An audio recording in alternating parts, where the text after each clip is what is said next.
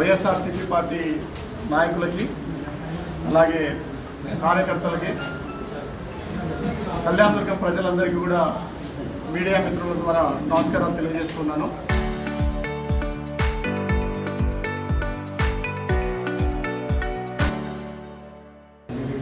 ఈ కూటమి ప్రభుత్వం వచ్చి రెండు సంవత్సరాలు అయింది. ప్రజలకి ఎక్కడెక్కడ మేలు చేశారు, ప్రజలకు ఎక్కడెక్కడ ఇబ్బంది అయింది, కళ్యాణదుర్గం నియోజకవర్గంలో రాష్ట్ర వ్యాప్తంగా జరుగుతున్న ఇబ్బందులు అనే విషయాలపైన రాష్ట్ర పార్టీ ఇచ్చిన పిలుపు మేరకు చాలా కార్యక్రమాలు కళ్యాణదుర్గంలో నిర్వహించాము. అవి కాకుండా కళ్యాణదుర్గంలోనే ఏవైతే సమస్యలు ఉన్నాయో వాటి గురించి కూడా చాలాసార్లు మాట్లాడున్నాం. ఇప్పుడు ఉదాహరణకి ప్రతి విషయాన్ని కూడా ప్రధాన ప్రతిపక్షంగా ప్రశ్నించి ఉన్నాం. ఇప్పుడు కుందుర్పికి నీళ్ళు ఇచ్చినామని వాళ్ళు సంబరాలు చేసుకున్నప్పుడు కుప్పంకి నీళ్ళు ఇచ్చారు, కుందుర్పికి ఎవరు నీళ్ళు ఇస్తారని అడగాల్సిన మాట. కాబట్టి ఎందుకంటే జీడిపల్లె ఒక 20-30 కిలోమీటర్ల దూరంలోనే ఉంది కళ్యాణదుర్గము. ఇక్కడ మీరు నీళ్ళు ఇవ్వకుండా కుప్పానికి నీళ్ళు తీసుకెళ్ళిపోయారని, ఆ కుప్పానికి నీళ్లు తీసుకుపోయినది కూడా ఎంత చక్కగా తీసుకుపోయినారనేది మొన్న పోయి చూసి వచ్చాను. ఒక్క మాట చెప్పదలుచుకున్నది ఏంటంటే ఒక్క వర్షానికే అక్కడ కొట్టుకుపోయింది, అన్ని మునలు తేలాయి, ఇనుప శీలలు అన్నీ తేలాయి దాంట్లో జాలీలో. అంత అధ్వానంగా చేశారు. దానికి మళ్ళీ 102 కోట్ల రూపాయలు ఎక్స్ట్రా ఇచ్చారు. 207 కోట్ల రూపాయలకి టెండర్ అయిపోతే 309 కోట్ల రూపాయలు మే నెల 4వ తేదీన జీవో ఇచ్చారు. అందువల్ల అక్కడ కదిరి ఇన్ఛార్జ్ గారు అడిగితే నేను పోయి వచ్చాను. ఇక్కడ కూడా 114 చెరువుల పరిస్థితి అట్లనే ఉంది. ఇవాళకి కూడా ఒక ఎకరా ఇచ్చిన సందర్భం లేదు. మనం ఎక్కడెక్కడైతే మెయిన్ రోడ్లలో పోతున్నామో అక్కడక్కడ తవ్వి పెట్టాను. ఆర్డిటి ఇష్యూ కూడా చూసాం, ఎంత ఎగతాళి చేసి ఉన్నారనేది. మన అందరూ నాయకులందరూ అలాగే కార్యకర్తలు ప్రజలతో కలుపుకొని మనము బైక్ ర్యాలీలు, పాదయాత్ర, అలాగే పోస్ట్ కార్డుల ఉద్యమాన్ని దిగ్విజయంగా చేసి ఆర్డిటిని కూడా తీసుకొచ్చాం. అది ప్రధాన ప్రతిపక్షంగా వైఎస్ఆర్సీపీ విజయం. అది ఖచ్చితంగా మీరు అందరూ కూడా సపోర్ట్ ఇవ్వచ్చు. ఎన్నిసార్లు వాళ్ళు ఇబ్బందులు పెట్టినా కానీ కూడా అది ముందుకు పోయి దిగ్విజయంగా అయింది. ఇప్పుడు పేదవాడికి నష్టం జరుగుతున్నప్పుడు ఇక్కడ ఉన్న ప్రధానమైన ఇష్యూ ఏంటంటే ప్రజలను ఎక్కడ మభ్య పెట్టారంటే, చాలా గర్భశ్రీమంతుడు ట్రక్కులకు డబ్బులు ఉన్నాయి, తీసుకొచ్చి ప్రజలందరినీ ఉద్ధరిస్తారు, కాలువలు తవ్వుతారు, ఎక్కడ ఏమి ఇబ్బంది లేకుండా చూస్తారని చెప్పారు. నాకు కనిపిస్తున్నది ఏంటంటే ఒక బ్రిడ్జి కోసం తవ్వారు, మిగతావన్నీ తవ్వి పెట్టారు. ఆ తవ్విన మట్టి కూడా కనపడట్లేదు. తర్వాత జరిగింది ఏంటంటే అక్కడక్కడ ఒక 2-3 విగ్రహాలు కనిపిస్తున్నాయి, కానీ డబ్బులు మాత్రం వీటి నుంచే పోతున్నాయి. ఒక్కొక్క బాటిల్ దగ్గర నిన్న సాయంత్రమే మన వాళ్ళని పంపించి కళ్యాణదుర్గం నియోజకవర్గ వ్యాప్తంగా ప్రతి మండలంలో కూడా బెల్ట్ షాపుల దగ్గరికి వెళ్ళి కొని డబ్బులు చెల్లించి మీరు ఆధారాలు తీసుకురండి అని చెప్పాను. వాళ్ళు ఆధారాలు తీసుకొచ్చారు, ఫోన్పేలలో చేసి మళ్ళీ నాకు ప్రింట్అవుట్లు ఇచ్చారు. ఎక్సైజ్ శాఖ కానీ ఎవరైనా సరే ఉన్నతాధికారులు కానీ ప్రభుత్వం కానీ ఈవెన్ ఎమ్మెల్యే గారు కానీ ఎవరైనా నా దగ్గర ఉన్న ఆ వివరాలతో తీసుకొని పోవచ్చు. కావాలంటే మేము నియోజకవర్గ వ్యాప్తంగా ఏ ఊర్లో ఎవరు అమ్ముతున్నారో, ఏ వీధిలో ఎవరు అమ్ముతున్నారో కూడా నేను ఇస్తానని చెప్పి సంవత్సరం రోజులు అయింది. ఎవరు నన్ను అడగలేదు ఇప్పటివరకు. ఇట్లా ఒక్కొక్క బాటిల్ మీద 30 రూపాయల నుంచి 60 రూపాయల వరకు ఎక్కువ వసూలు చేస్తూ ఉన్నారు. 60 రూపాయలు వసూలు చేస్తున్న తర్వాత ఈ డబ్బులంతా ఎవరు చేరుతాయి? ఇది 50 రూపాయలు ఎక్స్ట్రా. ఈ కింగ్ ఫిషర్లో ప్రభుత్వం చెప్పిన ధర 200 రూపాయలు, ఇది 250 రూపాయలకు నిన్న మేము కొన్నాం. ఇదంటే 200 రూపాయలు ఉంటే 260 రూపాయలు కాస్ట్ ఎక్కువ. బాగా రుచి బాగుంటుందన్నా, ఇది కాస్ట్ ఎక్కువ. ఒక్కొక్క బాటిల్ మీద ఏ బాటిల్ పట్టుకున్నా కూడా 30 రూపాయలకు తక్కువ లేదండి.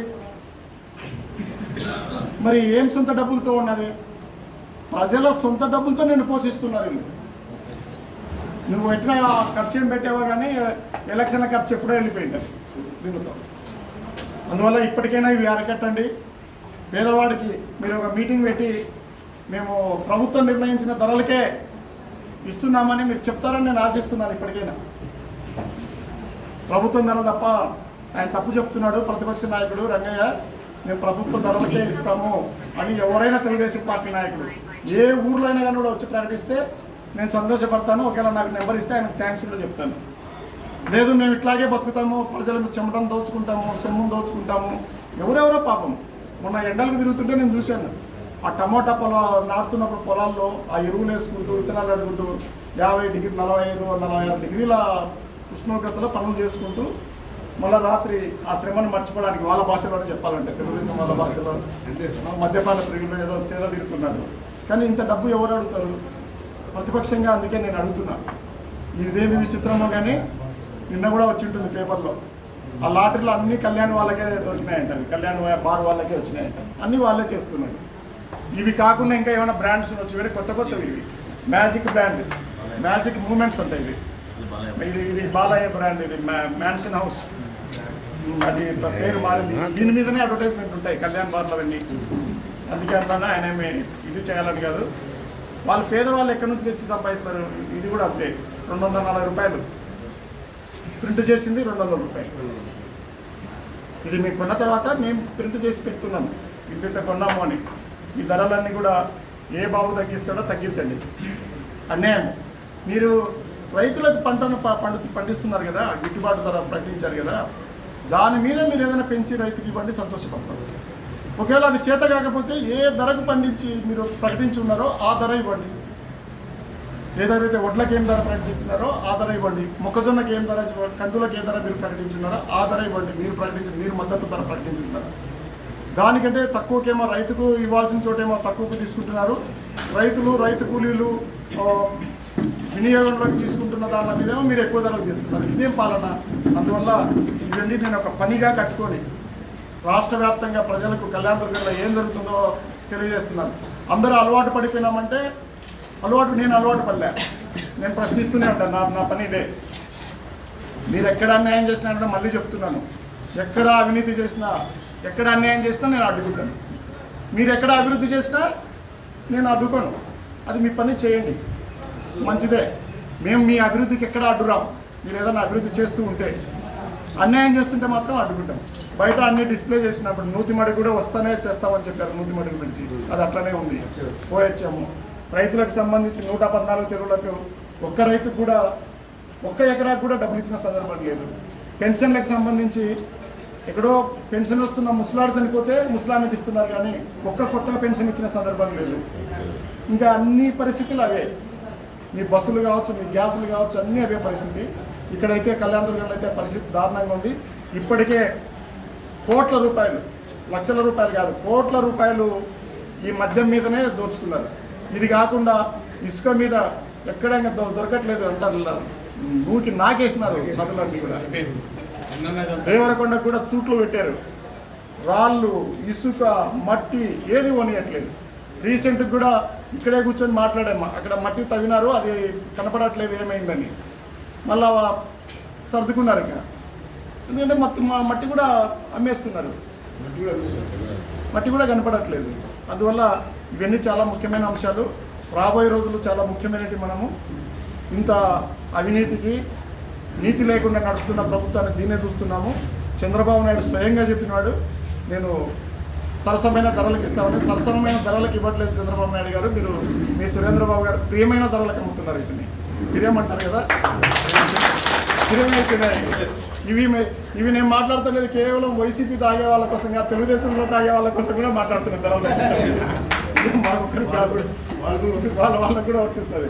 జనసేన వాళ్ళు, బీజేపీ వాళ్ళేం సపరేట్గా ఏమి అమ్మరు. మీ పార్టీ వాళ్ళు మీ కూటమని మీకేమి కార్డు ఇచ్చేది తక్కువగా అమ్మరు. ఆటో వాడైనా, రైతు కూలి అయినా, అమ్మాలి వాడైనా, ఎవడొచ్చినా కూడా ఇది కాకుండా ఇంకో వింటున్నాము, సొంత బ్రాండ్లు పెట్టి చేస్తున్నారని. ఇది ఒకటి కళ్యాణం. దీంట్లో ఏముందో అధికారులకే వదిలిపెట్టున్నా. కర్ణాటక నుంచి దొంగ మద్యం ఎంత వస్తుందనేది, ఈ మద్యాన్ని ఉపయోగించి, దాంట్లో వచ్చే డబ్బులను ఉపయోగించి మీరు రాజకీయాలు చేస్తారంటే మాత్రం మేము వాటిని అడ్డుకుంటాం.